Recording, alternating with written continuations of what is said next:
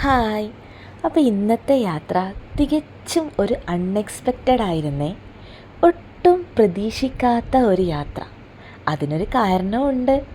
അപ്പോൾ ഞങ്ങൾ ഒത്തിരി കാലങ്ങളായി ആഗ്രഹിക്കുന്ന ഒരു സ്ഥലത്തേക്കാണ് ഞങ്ങളിന്ന് പോണത്. അപ്പം അവിടെ ഇന്ന് തെയ്യക്കോലം ഇറങ്ങുന്നുണ്ടെന്ന് വളരെ വൈകിയാണ് ഞങ്ങൾ അറിഞ്ഞത്.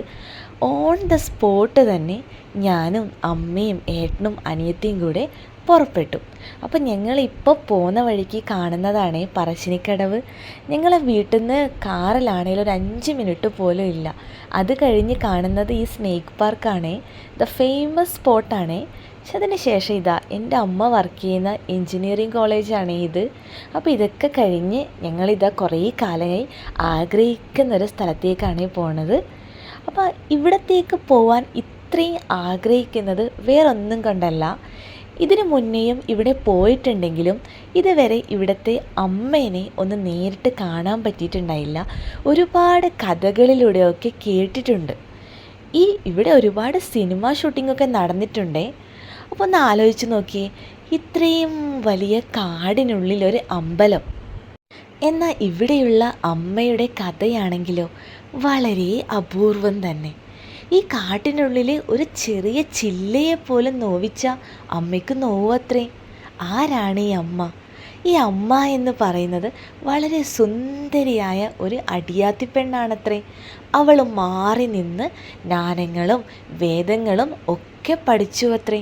എന്നാൽ താണ ജാതിയിൽപ്പെട്ട ഈ അടിയാത്തി പെണ്ണ് ഇതൊക്കെ പഠിച്ചതറിഞ്ഞ് വലിയ ജാതിയിൽപ്പെട്ടവർ അവളെ പിച്ച് ചീന്തി ചതിച്ചു കൊന്നത്രേ. അതിനുശേഷം ആ സുന്ദരി പെണ്ണ് നാട് മൊത്തം വെറുപ്പിക്കുന്ന ഒരു യക്ഷിയായി മാറിയത്രേ.